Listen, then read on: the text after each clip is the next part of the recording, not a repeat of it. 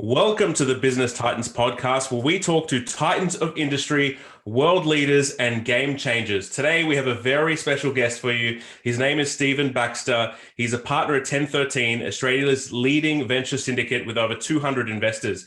He has a proven track record as a founder, entrepreneur, and early stage investor. He's built and scaled two successful businesses, isnt and Pipe Networks, and has invested in over 50 companies through his family office and 1013 since 2011. He's also one of the sharks on the Australian TV series Shark Tank. How are you, Steve? Thanks, Oscar. How's yourself? I'm doing really well, thanks. And thank you very much for today. But the first thing I want to talk is not business. I'm hearing through my sources, Steve, that you cook a mean brisket. Is that true? Well, whatever it's mean. I cook brisket. I've stuffed up a lot to get to be a fair cook of briskets. Brisket's a pretty easy thing to bugger up. So I enjoy it. Yeah, I don't cook it often enough, but I do enjoy it. That's for sure. We don't. Our kids don't eat much meat, unfortunately. So when you cook on a 9-kilo brisket, there's a bit left over. Hey, that's not a bad thing. And look, the only way to get to good brisket is by cooking bad brisket. And would you say that's similar in business as well? Yeah, it's a good point. Interesting analogy, isn't it? Yeah, look, you've got to experiment a bit. You've got to try it. If you push the envelope, you're gonna burn some briskets. That's for sure. Awesome, wonderful. Well, look, at the age of 23, you put your life savings of 11,000 on the line to launch your first startup, isnt. What propelled that ambition to go all in and back yourself at such a young age?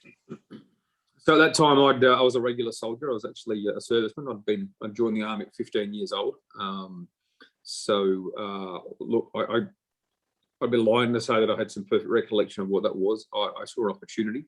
I had started studying computing whilst I was in the army. It was pretty nascent back then. Linux had just come out. It had probably been out in the wild for maybe 8 months at that point in time. It still came on 140 odd floppy disks, for Christ's sake. Floppy disks are these things we used to put inside computers to make them work for all the younger people listening. And I worked out, I suppose, that for the process of getting into that as a hobby, that you could actually make money from these things and run a business. And sort of, gee whiz, that's a good idea. We should try that type idea. So, it was a very peacetime army at that point in time. We weren't fighting any wars. It was somewhat boring, to be quite honest. You don't join the army to sit in barracks, let's face it. So I saw this opportunity and I took it. Okay. And so that's the non-traditional path, right? So did you have entrepreneurial people around you, or what was going on in your world at the time? No, not at all. No, not at all. I'd moved down to Adelaide, South Australia I was posted down there to an air defence unit. When I think back about the amount of mistakes and things we did that could have killed that business, but didn't, luckily, it's quite amazing. So, unlike nowadays where I think that entrepreneurs have a lot of support, there's a lot of information, there's a lot of goodwill to assist them. It may have been available then. It would have been harder to find because we didn't have things such as the internet. So, but no, I just sort of winged it, to be quite blunt. And how did it go for you? Were there any moments of absolute fear? Did you have the uncertainty that most people go through? What was going on at that time? Yeah, very much so. We're quite lucky, once it started working, it really started working. We had problems with how people used to come down and pay us cash because credit cards weren't a thing in the mid-90s, if you know what I mean. So if you had them, you still had the little machines. You had to run the carbon paper over and things like that, if you know what I mean. So so people used to literally drive into our shop and pay us cash. And so we only had like a $17,000 limit on armed robbery in our insurance policy for armed robbery for cash.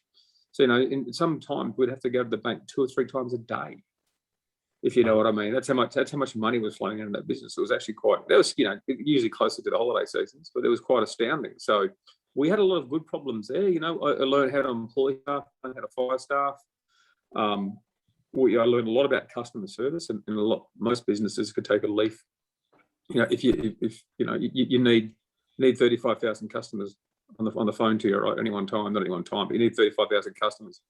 Our secret was making sure they didn't call us, making sure they never saw a problem, and making sure they had a problem, or if there was a problem, they didn't see it. That's the easiest way to keep them. And when you do have a problem, it's computers, let's face it, they have problems all the time. Then you admit it, you get onto it, you take it on the chest. People really respect the fact that you admit there's a mistake or there's a problem, and you commit to fixing it. And, customer service is a very, very lost art, unfortunately. Yeah, I agree with you. And so in 2001, you launched Pipe Networks, and just 8 years later, you sold it for a whopping 373 million. What are some of the lessons you learned from that, Steve? What maybe some of the mistakes you made through that process? Another great business as well. I mean, I was co-founder of that business at the same time, so we ended up listing that on the ASX in 2005. So ultimately, I think when we sold, there was about 800 investors in that business through that public market process. Lessons in that one. Look, there's lots of lessons. Once again, I think we had. I'm a huge fan of systems, and with systems, you can get a really good. Well, I'm a huge fan of quality in the very much total quality management sense of quality, the mid-90s approach to quality, which is you have a repeatable process that gives a level of quality. That can be high or low quality, as long as it's a repeatable and very similar level of quality. So we always set out to do that. So we use systems to leverage, we leverage systems in order to get quality, and in order, honestly, to employ less people, because let's face it, that's got to be the goal, right? So the big lesson there again was systems. We had some brilliant systems we put in place. That if you know the GFC is 6 months away, don't sort of borrow and raise sort of $40 million to build a submarine cable from Sydney to Guam. That's probably that would have been a good one to know in advance. So we fought through the GFC. We had our ups and downs, to say the least. Big lessons there is. To me, it's systems. I'm very much more of a systems-orientated person. So for me, a good, reliable, dependable, repeatable process. Sell something people want would be the first one. I mean, we actually got our leg up because literally the players at the time, then the Uecoms, which is then subsequently owned by Optus, and the Optuses and the Telstras and the Power Tels, literally customers would say, we want this product being dark fibre. And they'd say, no, you can't have it. That even goes so far as no, it's illegal. We can't give all the bullshit excuses. Well, they couldn't actually provide what the customer wanted. And that's what we did. We went out and they said, well, dark fibre. And okay, that can't be that hard. Let's go and find a way to dig the street up and get access to this and that and get it done. So that was listen to customers for sure. And so did you spend a lot of your time in front of customers understanding their pain points and what they want? Or do you take a more intuitive approach where, because that's what a lot of entrepreneurs do, right? They think they know what their customers want, and so they build products and services. A lot of them don't succeed. Do you have a different approach to understanding your customers, Steve? Well, back then, I suppose in those businesses, I mean, the first business it was a dial-up ISP. There's not much to it, right? It was the only way to get access to the internet, and that was it. So far as we did, however, back then we had no, there was no software to do this. And so I got these businesses started because I wrote the software to boot them up and build them. There was no CRMs, there was no ticketing system, there's almost nothing. So we had to build this stuff. And as a result, we built something highly customized, and we managed through that process, and through particularly the tech support process, talk to customers. Every time there was an interaction with one of our tech support staff and they got a survey saying what happened, why was this, why was that? So very much talking to customers, but this is, and for those who've used dial-up internet know how sporadic and faulty it was. As a technology, it was designed to be faulty, I think, to be honest. So it was really hard to make work well. With respect to Pipe Networks, we had probably three main product lines. Got our feedback, or probably four in the end. So the initial internet peering service. And I was the customer, I suppose, of that one. I used to use that service for my first business, and I knew that there was a big opportunity there, and we saw there was a big opportunity there, and so we had a visceral approach to that product. We knew we needed it, and we knew that our peers in our previous businesses wanted it. The dark fibre was something very similar as well. We just knew its value. Data centers, it was sort of a lot of these products flowed naturally. The customers came to us and said, "Oh, also, can you do this?" And we said, "Yeah, cool." And one customer once, Greg from isnt, came to us and said, it's a shame you guys can't build a submarine cable from Sydney to the US. And we went, "Oh, how far is that?" And literally pulled out Google Earth and went, "Oh, it's 14,000 kilometers. That's a bit far, but Guam's only 9,600. Let's build one to Guam instead."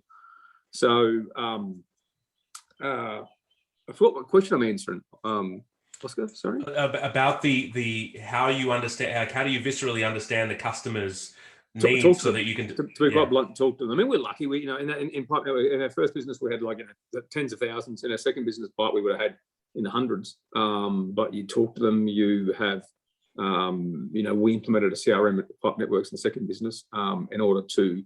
And the large reason we did that was to track our sales team, which makes a lot of sense. That's what CRMs do, and the bloody product is called Salesforce. So you think it would make sense, but literally and then we did with respect to sales incentive plans.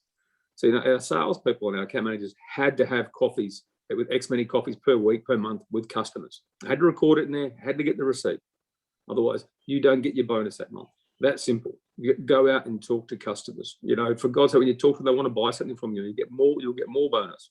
So, so talking to customers, treating people with respect, treating them as valued people that you listen to. When things go wrong, you fix it, you admit it. You don't sort of defer and carry on like you see nowadays. Just talk to customers and listen to them. They're not always right. In fact, they're quite at times quite painful, but you still got to talk to them, listen to them. Yeah, absolutely. And there's always this misnomer, is the customer always right, or are they sometimes wrong? And I think you're right there, in that sometimes they are actually wrong. Sometimes they don't actually know what they want. No, I think you're right there. So my first business, I've had three businesses. I've got this current investment business. That's a real business as well. So the first one we had ended up having 35 or 36,000 customers, and it's hard to listen to them. And consumers are the biggest complainers ever. And literally, like the things that people complain about, they would spend an hour on the phone to try and get $1 off something. It's just terrible.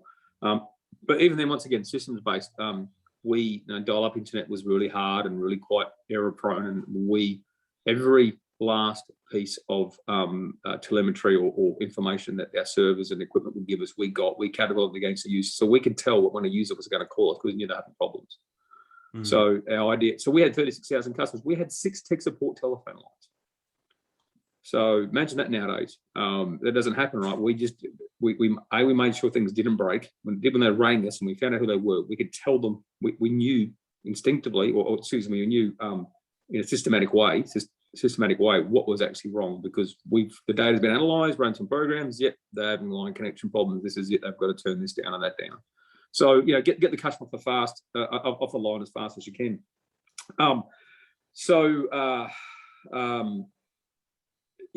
Listen to customers. And so are the customers always right? In our current business, we have 230 odd very wealthy people and organisations essentially who follow us into investments. So we charge a fee. So therefore, I always impress on people and staff in our business at the moment that yes, they're investors, but they're also customers, because the distinction is they pay us money. So yes, whilst they may be investing, we charge them a fee. So therefore, we call them customers. So it's a mindset shift you've actually got to have, to be quite honest. Anything else sounds a bit too clubby as far as I'm concerned. They're customers and you treat them as such. So once again, talk to them. We have information we make available through portals. We get out there and we used to do a lot more of this. We used to do a lot of social outreach and drinks and dinners and all the rest of it. It's been a bit hard in the last 18 months for some reason. But we're slowly getting back into that now. We had an investment a couple of weeks ago for 130 people. We missed the lockdown by a couple of days. We're in Melbourne 3 weeks before that, missed the lockdown by a couple of days. And we've got one playing in Sydney in mid-August, and we're like, I figure our batshit crazy premier up here, excuse me, she'll probably need at least 2 weeks of Sydney not having a single sniffle before she'll let us come back from Sydney unquarantined, I'd imagine. So, they're all mad, aren't they? They're just mad as a pack of mad as cut snakes. They really are. Yeah, I'm hearing some crazy stories from people that have come to Sydney, then back to hometown with military checking, even for making sure that they're actually in lockdown. But it is a crazy time at the moment, Steve. So with you've got a lot of investors that walk into investments with you. What is it that you're looking for that really determines whether someone's going to make it, whether they're going to fail, and how do they really, how do you go about increasing the value of these companies? So we invest in early stage tech startups, which is absolutely empty words. What's early stage and what's tech startup? What's tech and what's startup? And so there's probably 3 categories in there. So early stage for us, we started early stage. is defined as I suppose we're some of the first serious money that goes into a business. So we're sort of post-angel. A lot of people call us angel investors. I don't like the term angel. I just think it gives the impression we have some magical powers, and it feels uncomfortable because it feels like we can do something we can't. So we're early stage investors. We invest anywhere from 300,000. I think the lowest we've done is probably about 250 grand, up to about $1 million in an early stage round. Early stage rounds nowadays are anywhere from $500,000 to $2.5 million. So we get in there as early as we can. We try and find the good companies with the good companies. We try to find the good teams in spaces that we like. We like a lot of things, and we then try and stay with them on that journey and increase the value through a variety of means. One of the ways we increase value is we have 230 investors in our network. Some of the some amazing people have done just incredible things. So we can bring that network to bear for the assistance of the portfolio. Excuse me. Another point which I've lost. Sorry, Oscar. Lost. Sorry. What are we talking about again? Okay. I feel like Joe Biden. I'm lost. That's gold. No, we're just talking about the increasing the value of a company. So one of the things is plugging them into the investment network, but money alone isn't enough to grow businesses, Steve. I mean, you can give someone $1 million and they can waste it quickly. So what is it that, aside from money, that you're looking for? You mentioned great teams, and I love that you've broken down into definitions. What is tech? What does a great team mean to you? What are you really looking for? Well, the other thing I like to highlight is we don't use the term give. If people are coming to us because they want us to give them money, I give my kids money so they can spend it down in the shops, right? If that's what they're after, go talk to Santa Claus. But only because it sets the wrong example for what we do. And the example is the fact that that when you actually go out to raise money for your business, it's actually the hardest enterprise sale you'll ever undertake. You're actually out there selling equity in your business, and whilst you're not selling that equity. Whilst you're selling that equity, you're not selling your thing, your widgets or your services. So basically your business suffers while you're doing it. So the longer it goes, the longer your business will suffer and the worse it will look and the less value it will look to an investor. So and if you treat it as a sale, you'll also potentially take a sales mentality to it. So you might use some tools to assist you. You'll use a bit more analytics. If you have the term give and gift, and it's something that drives me a bit nuts, to be honest. So the other one I'd say is tech. When people sort of say, what is tech? For us, tech is anything that can rapidly scale around the world with great margins. So that, that's like a type comment. But, if you can wrap it, cook it, ship it, franchise it, it's probably not us. If you can smell it, it's probably not us. So we really like software. And in that, we then really like, so some kids are on the beach, sorry. We really like easy software. So, the easy software is API software, or can be API-based businesses where you're at this layer, a really low-cost layer that sort of businesses can't, it's very hard to disintermediate and sort of sit in the middle of someone else's business and someone else's process. Otherwise there's things like, software as a service in general. We're like companies that have got to where they were through some sort of product-led growth. E-commerce is a favorite, tools that support entrepreneurs are favorites of ours as well. So fintech in Africa, for some reason, we're doing a lot in Africa at the moment, which is, I find that a bit crazy. But I shouldn't say crazy, so I never thought I would have done it when we started this. So, so what else do we add other than money, I think is what you're saying there. Is that right? Yeah, it's not just that. It's what can business owners do to add value to their business? How should their business look when they present it to someone like yourself? What are the key hallmarks you're looking for? Yeah, so honestly, what we're looking for is growth. I mean, okay, so we have funded some business at what they call pre-seed or pre-revenue, or what I call post-idea. So we've done a couple where it's like, we were smart, and that's a big problem. Here's some money. Go and let's go see what happens. That's pretty rare, but we do that.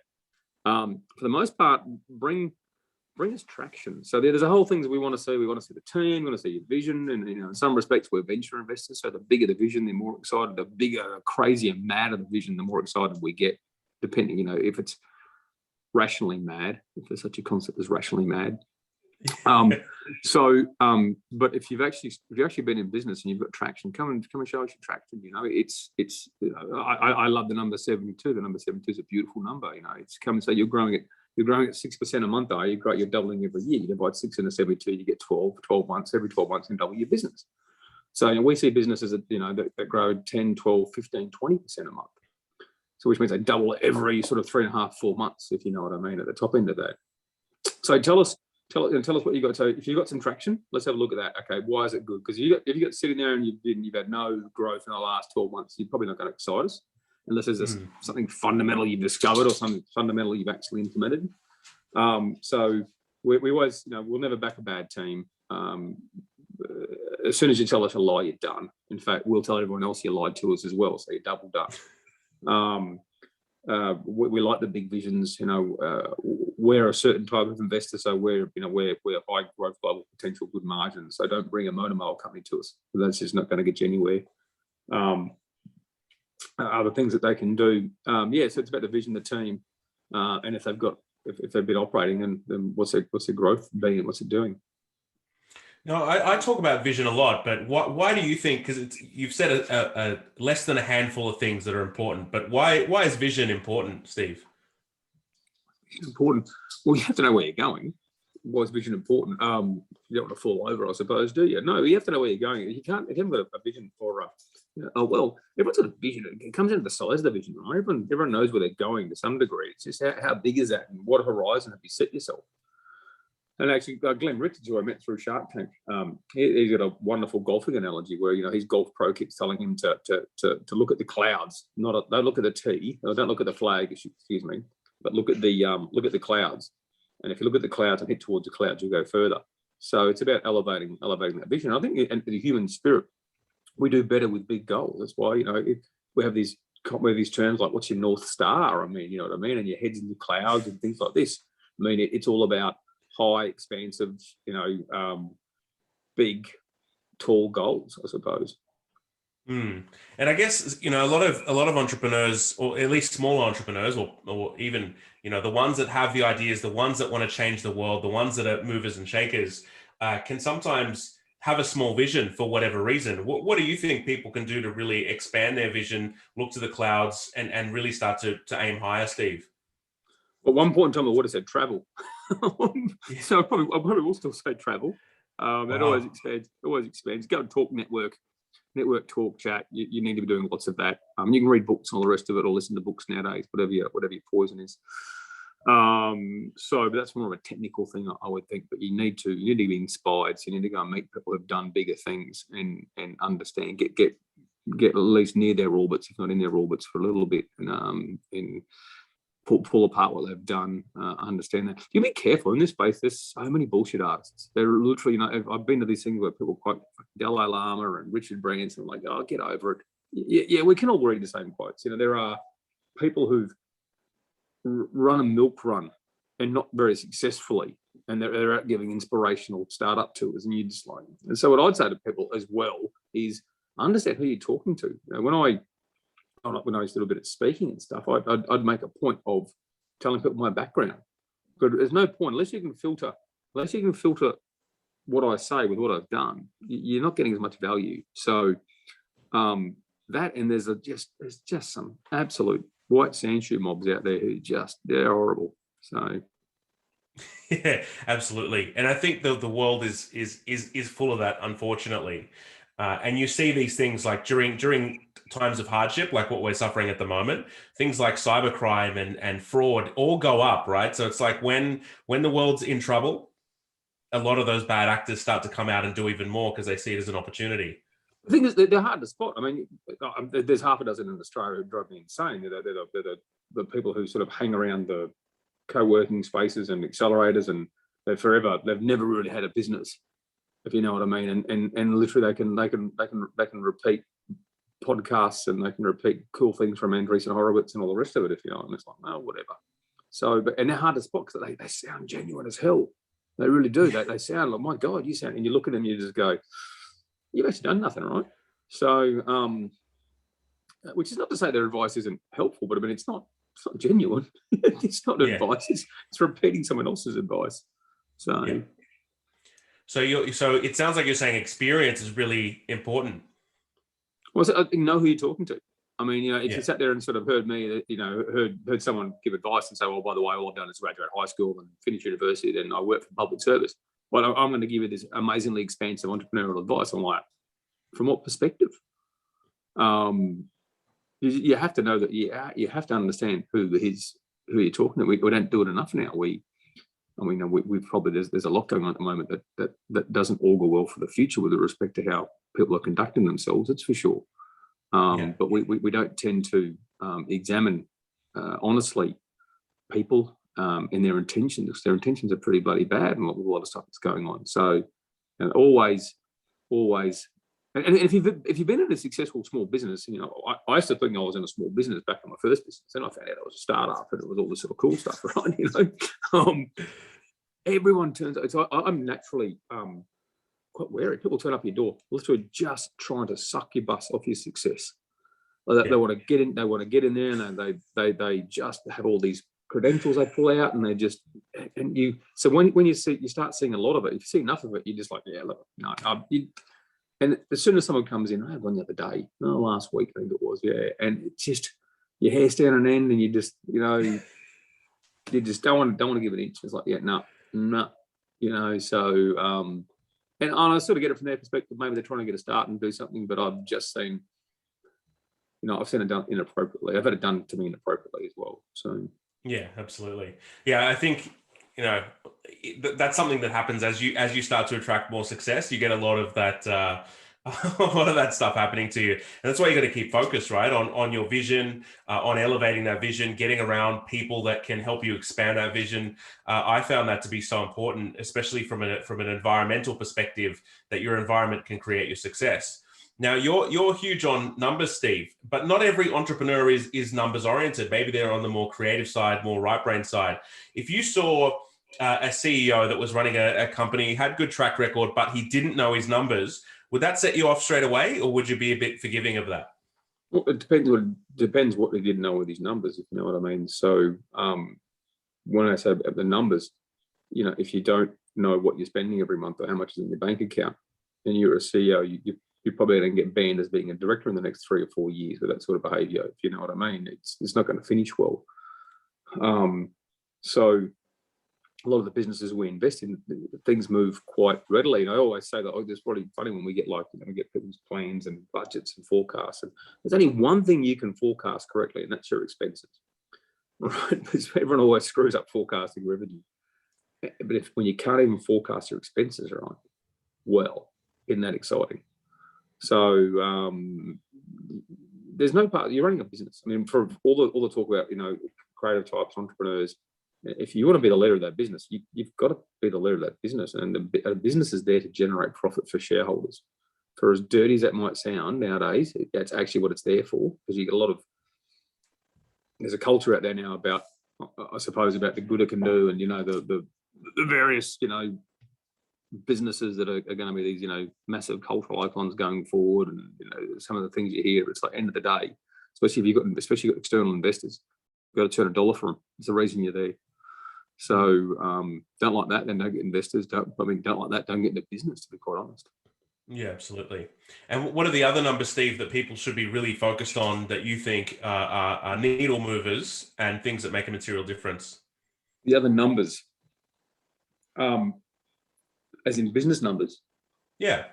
So, well, there's lots, depends on what sort of business you've got. I mean, there's all sorts of, really cool, funky sort of ways to describe metrics nowadays, LTVs and CACs and God knows what else. The ones I hate, mate, we have a term you probably heard called cash burn. I mean, cash burn. The fact that a term exists that talks about the burning of money is just dreadful, isn't it? Other dreadful ones that have some utility and are very well they're well used and have some utility. Is ARR. So you would have heard of ARR. Yeah. And your recurring revenue. So you take last month's recurring revenue times it by 12 and dream that's what you're going to do over the next 12 months. It's not profit. It's not anything like that. It's not even revenue recognition, for Christ's sakes. So it's a funny one. So cash burn, ARR. So, when you want to excite an investor, knowing the the levers that drive the businesses. That's what we look for. You know, if we're going to get down and looking at financial models, which will be, you know, we'll build our own a lot of times, and we'll get ones from the people pitching us in order to understand, and more importantly, to understand if they understand what drives their business. So we need to know, you know, what are the key things that you're going to do. Is it channel based, or is it, you know, is it more direct to consumer, or, you know, what are the ways you're going to drive whatever you need to actually pull that success out. Excuse me. Let's get rid of that. There we go. Sounds like you got dial-up happening there. It's a ringtone. It's a good ringtone. I made some money out of dial-up modems. So forgot where I was at again. Sorry, I'm a bit forgetful today. We're talking ARR numbers, MRR, which are numbers I love, by the way. And it surprises me how many business owners don't know their MRR, ARR, you know, expenses or cash burn. So I think that's good. Look, I want to be respectful of your time, Steve. Is there anything that I should have asked you that I didn't ask you? No, not at all. I mean, I thought we had an hour, but that's okay. Do we? Okay, we can keep going. Yeah. I don't know. What do you want to know? Well, okay. So look, I love this notion of, you know, Silicon Valley, a lot of investment, a lot of innovation comes out of putting great minds together. When you pair things like money, education, and corporation, you get a lot of good things happening. I see Australia doing a very similar thing. What do you think Australia needs to do, or the people listening to this, or the entrepreneurs that are out there? What do we really need to do to make Australia stand out above the rest of the world? Well, I don't think it's up to entrepreneurs to do anything for Australia, to be quite honest. If you're that way minded, have a successful business. Don't be an arsehole to your staff or your customers or other people, and you're probably going to do it right. I mean, that, you know, it's doing the right thing in business is pretty easy. Don't be an arsehole. But I don't think it's beholden on entrepreneurs to improve that. If we encourage enough entrepreneurs then we'll improve that equation. And I was Queensland chief entrepreneur for a while, which is why I'm just 100% thoroughly sick and tired of government, because I got to see it a bit too closely. It's always, and you see it in the community now, there's the same people I was detesting before about the ones who haven't really done anything and just hang around the edge and sort of trying to succubus off people. They're the ones out there who beat their chest and saying that we should do more R&D tax credits, or we should be given more freebies to startups. We want more grant money, for example. I'm like, oh God, it's like you're trying to damn us. You literally are trying to damn us. What we need is for it to be really easy to start a business, to have less regulation, and that's it. I mean, there's very few things that government can actually positively encourage, I suppose. But literally giving away R&D money, which mostly goes to the goddamn university sector, which has been an absolute sinkhole of just wasted opportunity for the last 35 years in this country. I mean, I can repeat that. We don't participate in investments that have a university attachment to them at all. It's not an indicator for success. In fact, it's opposite, to be honest. So, and there are ones that have succeeded, but we talk about, there are ones that have succeeded. Don't get me wrong, I know that, but if you look at the population, you wouldn't make that bet, right? Sometimes a fat jockey wins, but you don't bet on them, right? So, what we need is we need less regulation. So we need things like, we need ESOPs. We need, just for Christ's sakes, these startups for God. I mean, and the one good thing, I suppose, in that respect that Malcolm Turnbull did, and I'm not I'm on that side of politics. I'm not a huge fan of him. One good thing he did with the NISA program was all the non-monetary stuff. I mean, there was $2 billion worth of lollies to universities in that goddamn thing, for Christ's sake. So everyone was really happy about that. And there was female programs for this and female programs, but they've all gone now. Fancy that. But the one good thing he did was the set of regulations, the Corporations Act regulations, where we're taking our environment closer to like a Chapter 11 type environment. So ipso facto, director safe harbor, and a couple other bits and pieces that literally, when you have a business failure, that you can tidy up, pay creditors, get out of the penalty box faster and get back into business, because you've just had one hell of an MBA there, right? And we don't need you skulking in the corner. We don't need you being punitively dealt with by Australian society. We need your experience back in the game, because you're probably not going to screw it up the second time, right? Which is really important. So And so what we need to do is we need a set of regulations that make running a business easier, that makes, for example, employee share option plans. It makes that really easy and cheap and not punitive, because it's improved. But there's still a lot of hassles around that, a lot of issues you've got to sort of tiptoe through. And I mean, what Gillard and Rudd did there when they destroyed that back in 2007 was criminal, to be honest. And it took a conservative government to unwind it, essentially. And it's still not good. It's better than what it was. So remove regulation, make ESOPs easy. But these things are startups. These people who work in these things want to receive potentially stock that's most likely going to be valueless, because most of these things don't work right. And so you can invest money into these things, and the investment can go to employing more people who'll take less money because they're getting this mythical stock, which I think will be worth something one day, and hopefully it will be. So make that easier. Remove regulations. We're a highly regulated economy. We are still pretty highly regulated economy. I point to one sector. I point to the pharmacy sector. I point to the we need to dismantle the pharmacy monopoly. That'll be a good start. We need to just through the COVID thing, where for a while there we didn't need wedding signatures for most documents, for example.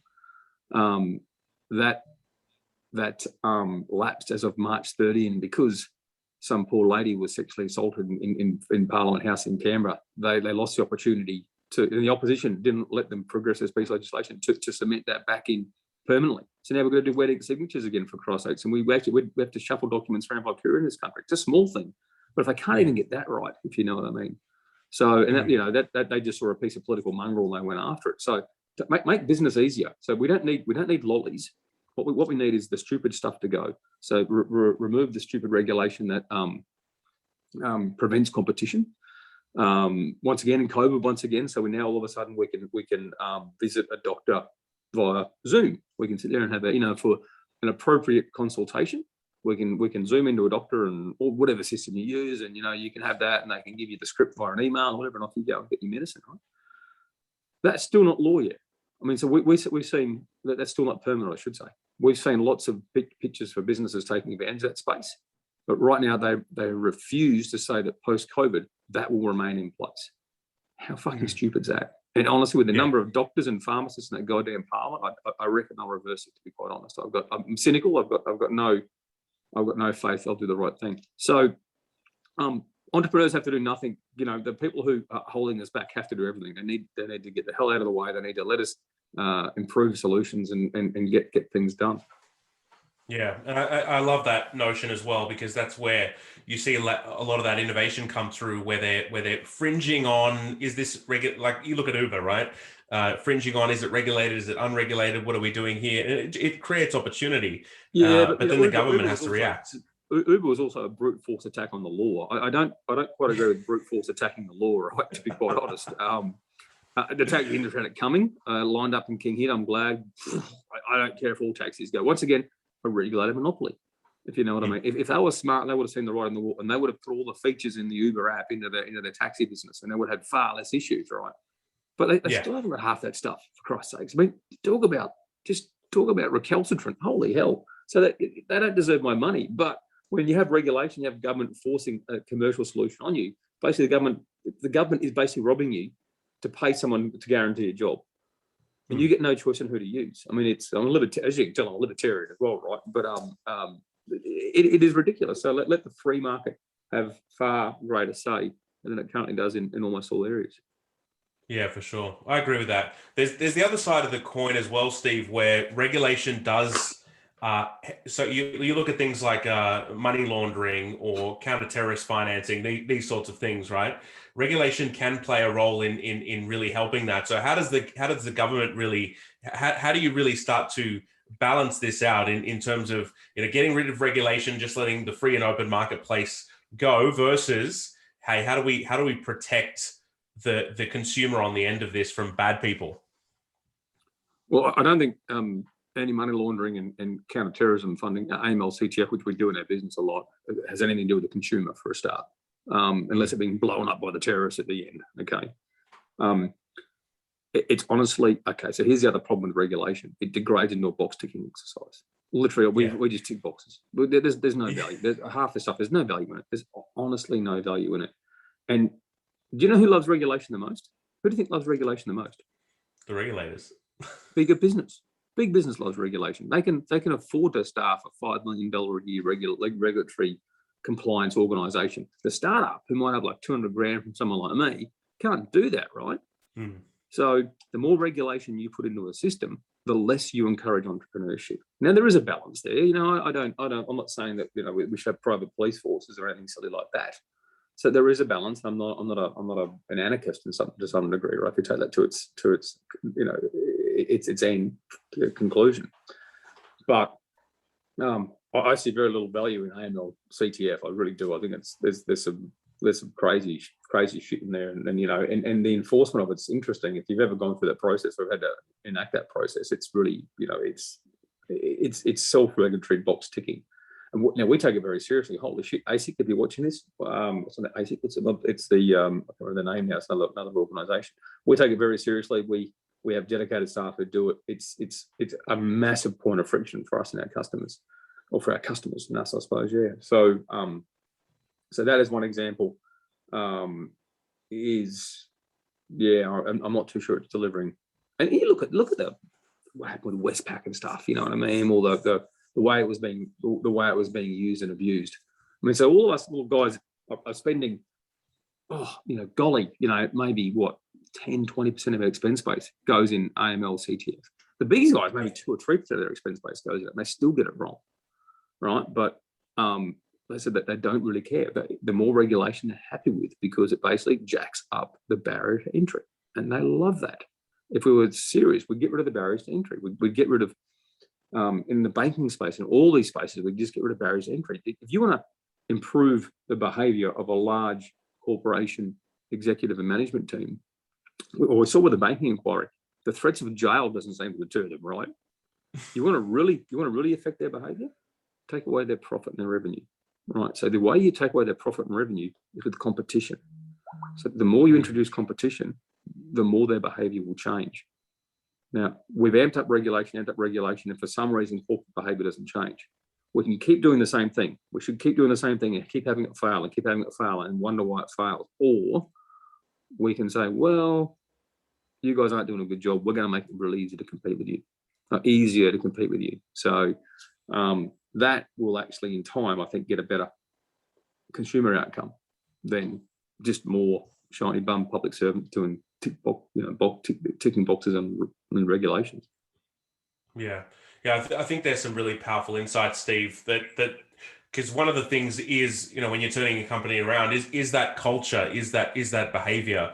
What else can somebody do to really improve the culture within their business? If they're in a senior position, they're sensing that, look, they want to grow, but maybe the culture's not as strong as it could be. What can these leaders do to really but contribute to a positive culture that's going to lead to a better outcome for the consumer? So I made some comments before about, don't rip off your customers, your staff, and the community in general, right? I mean, I think a lot of examples have to come from the top down. Lots of sayings there, the fish watch from the head, et cetera, et cetera. So, I think if you're not leading appropriately, that's the throwaway line. We probably should get more specific in that. It's a bit harder nowadays as well. I mean, with culture, there's a lot of, depends on where you take culture. There's a lot of expectation in younger workforces about just what working means. A lot of times it doesn't mean working. There's lots of free food and bean bags and whatever junk that people want to give them, excuse me. Pinball machines. Yeah. Yeah, pinball machines. So look, I don't think you should be forced to sit on barbed wire at your desk. But at the end of the day, once you are there to do something, and I get an immense amount of satisfaction from working. I think there's, for me, a good culture would be where someone does work they know has been valued. So, if you get to work in the morning, 8:39, whatever it is, let's say 9 to 5, get to work at 9, you look up at 5 to 5 and go, oh, got to go home. Holy hell, I've had a great day. To me, that is you've been fulfilled. You're not doing busy work. You're contributing, I suppose, at the same time. So with that goes internal communications. It goes, the people, in some respects, buying into the processes and what the company's trying to achieve.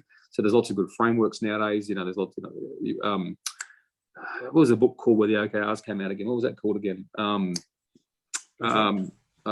book that introduced OKRs. I can't remember now. Anyway, whatever the book's called. So there's a lot of really good ways to I suppose, devolve down priorities, and understand how they're being actually actioned and how they're working or not. So hell's that? That's got me nuts now. I was talking about the other day to someone. John Dewar's OKRs. It's called something else, isn't it? It's called OKR book. What's it called again? It's called Measure What Matters. There you go. Yeah, What Matters. Yeah, John Dewar. Yeah. So so there's lots of good frameworks out there to use. So that there's no discovery. There's not as much discovery required. You can't, not every business is identical. You have to fit things to make things fit between varying businesses, localities, actual cultures, as opposed to, if you're in Brazil versus Australia, there's differences. So, but yeah, start from the top down, empower people, give them valued work. Great. Well, let's shift gears a little bit and talk about marketing, something that's dear to my heart. What in your opinion, what is marketing? How do people do it effectively? How do they disseminate their message? Is it feelings and emotions, or is it, direct selling? It's a broad question, but would love to hear your take on it. Yeah, I'm probably, of all the areas of business I've had exposure, is probably this is the least I've got to offer. So I'll frame it with that, because I don't like people sort of bullshitting. So, as I've sort of said before, so what do people want? I've been somewhat lucky in that in the businesses I've run, we had an easy to define customer base, and there was very limited ways to access them. It was typically the Saturday paper in Adelaide, to be quite honest. With our business and pipe networks, we knew exactly how to access our customer base. We used to lay a fibre cable in front of their buildings, so we'd walk in there, look at the tenancy board, and then start marketing to them. So, knowing your customers, knowing your product, knowing the drivers for that is somewhat important.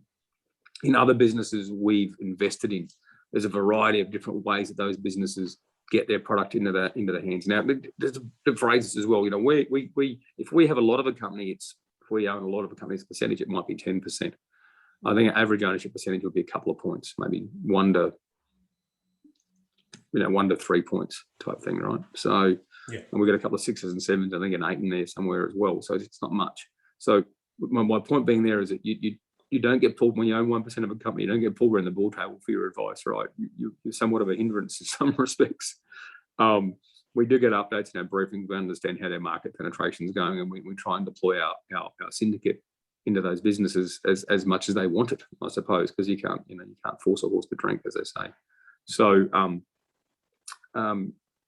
with businesses, in the online space in particular, we don't have a great deal of traditional mass market communications. It's more online, as everyone does nowadays. We have businesses with a variety of ways. They have very hands-on sort of sales processes where they'll churn out leads, so that very much regimented, I suppose, parts of their business. Okay, these guys they farm up the lead. This guy does the whole account management. This one does upsell the whole thing. So, and there's lots of good frameworks for that now as well, in order to measure progress and to see where your pipeline's stalling. So, I'm not the best one to answer a marketing question. So, as you can tell with my stuttering and stammering, in our current business, what we do is we look. I'm also somewhat lucky. I sort of stuck my face on TV about 5 or 6 years ago, and it tends to generate a little bit of traction and traffic at the same time. So we use that natural advantage in order to hold events, and we've done a lot of virtual events, I suppose. Mm-hmm. So we get access to a lot of people. We've had. I've had a couple of good exits over the way. So, our product is actually, at least at face value, seems like it's a pretty good product to want to participate in. We know largely where a lot of our customers hang around, for want of a better term, hang around in the virtual sense more than anything else. So, but, in marketing sense, we do a lot of LinkedIn, so we're looking at more specifically a lot of LinkedIn. We have large databases we've built over time that we send out. We're just sending out a monthly mail now, for example. We just approved it before. So, yeah. And then through that, then we use a CRM, and we funnel that traffic flow and those responses through the CRM to understand what works. we understand the cost. We did an investor dinner last week or 2 weeks ago, and that was like, including people time was about 15 grand, I want to say. And I think we've got about 60 leads out of it, I think. I'm looking at all the conversions. The conversion is, it hasn't been enough time for conversion yet, so it doesn't really matter because it takes a little bit of time to convert. So, we track that. We track what it costs. We have to understand where we're going to spend our money. It's really quite important. Yeah, definitely. And that goes to really tracking everything, measuring it, seeing where to invest more, where to invest less. So that's good. So when you're at a level where you're one of the top entrepreneurs in this country, what is it that really drives you at that level, right? It's obviously more than money, but what is it that inspires you? What is it that really keeps you going, Steve? I've got the best job in the world. We see around about 700, 800 businesses every year. We get a lot more pitch decks than that, but they're the ones that we, that pertain to our business. I've got a team of, it's 11, including me. We look at, I'm on the second stage of investment committee, so I'd probably see around about 20 a month, about 240 of those, I suppose I'd see per year. We get to hear people's dreams and aspirations, and we get to like their businesses. We get to hear what they want to do with the world, and we get to back the ones that we really like and fund them to their success. We have the best job in the world. We literally make dreams come true. They're pretty slow-moving dreams, right? To be honest, it's not like you see on these crazy TV shows where someone goes, "I'm in," after an 8-minute pitch. We can be in from discovery until investment. It can be easily 6 months. Really, really fast ones are a couple of weeks. But we just did one recently closed, which I met the chap in. I was in Perth.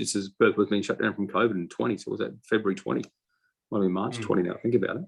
So, and we finally did the investment. Probably sort of 14 months later. So, a lot of it's you meet. Okay, not ready to invest. Okay, you haven't quite got the numbers I want, so you go forward to that, and you come back. Oh, look, you've done better. Okay, you spent that last money well. We'll look at investing you now. So, and then, once you actually agree to invest, then there's a whole process of conducting further due diligence and then executing the deal, which can be, it's definitely weeks, if not many months as well. So it's a very slow moving dream that and then you have to go out and spend it. You have to go out and actually action your plan and succeed. So very slow moving dream, but we buy into your dream, and as soon as we invest in you, we work for you. You don't work for us. We see a lot of really shitty attitudes with investors out there, where as soon as they've invested in there's sometimes malice in this, but a lot of times there's just a lack of thought. They honestly think they've got these people on tap and they can ring them up, and because they've invested, that there's something special in their life. It's no, it's the wrong way around, right? You're actually working for those people. You want that money to work for you. You now work for that company. So that's really important. I love that. And so planning is an important part of everybody's life if they want to be successful. What is the hallmark of a good plan? What are the ingredients that need to, with a brisket, you got to, low and slow, long time, you want some moisture in there. What are the things for a plan that need to be in there? It needs to be written in pencil so you can rub it out. No plan ever survives contact with the customer. We used to say in the army, no battle plan ever survives contact with the enemy. So don't fall in love with your plan, because as soon as you go out there and you test it, it's like, that's not going to work, is it? I better do something else. Or you can be a fool. You can say, no, this is my plan. I'm going to keep doing it until I go to the wall. So plans should be written in pencil. Be prepared to change them. Go in with a plan. You need to actually base your progress against something. So you do need a plan. Just don't fall in love with it. It will probably change. It'll be shocked if it doesn't, to be honest. So otherwise, because we deal with such a wide field, if you were just in medical or just in software or just in listed, wherever it might be, then there's a different answer. There's an answer.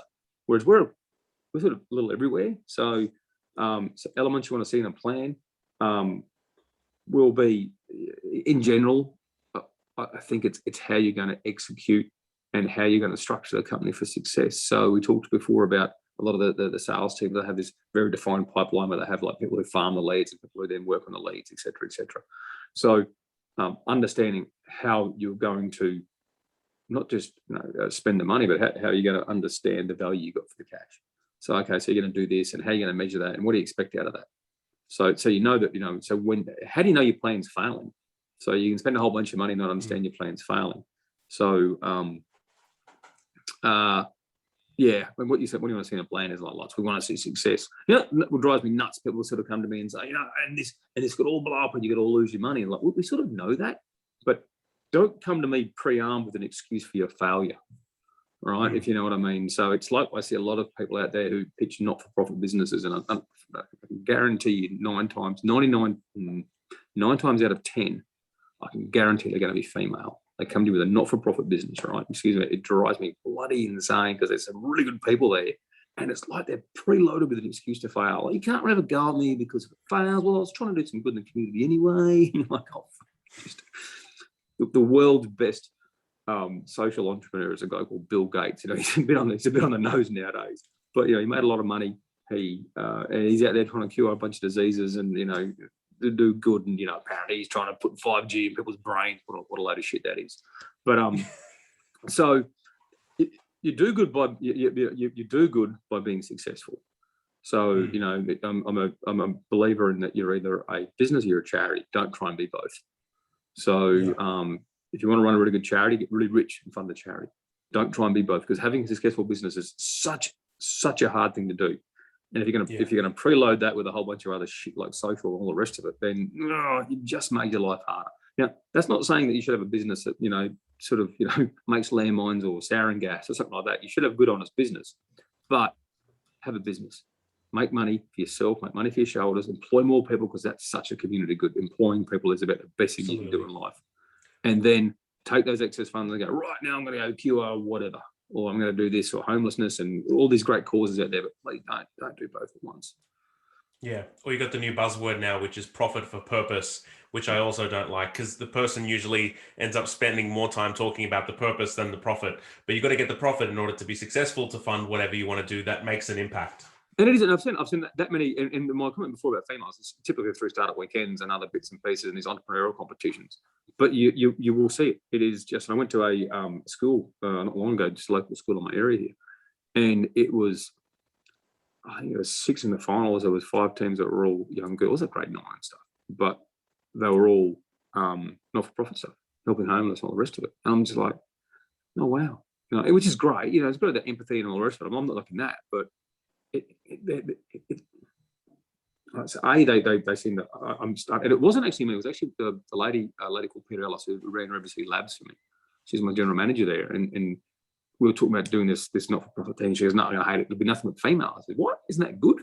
type thing. She goes, "No." She said, "Look at these things, and this is probably about halfway through running it." She said, "Every one of these things, if you look at the one doing the one that's not commercially aggressive, it'll be all female or mostly female." And I thought, oh my God, look at that. And you occasionally get one that's not. Don't get me wrong. I'm not saying all. I'm saying most. All right. So before people start hurling shit at me.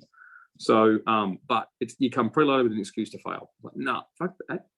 You're going to have a business. You're going to succeed. There's no excuse for it. You know, if it's like, if you think you're not going to get a hard time because you're at the same time you're trying to cure cancer, or you wanted to fund a homeless person, I don't know, whatever it is. No, don't do that. Do that with the excess profits after you've handed them back to shareholders.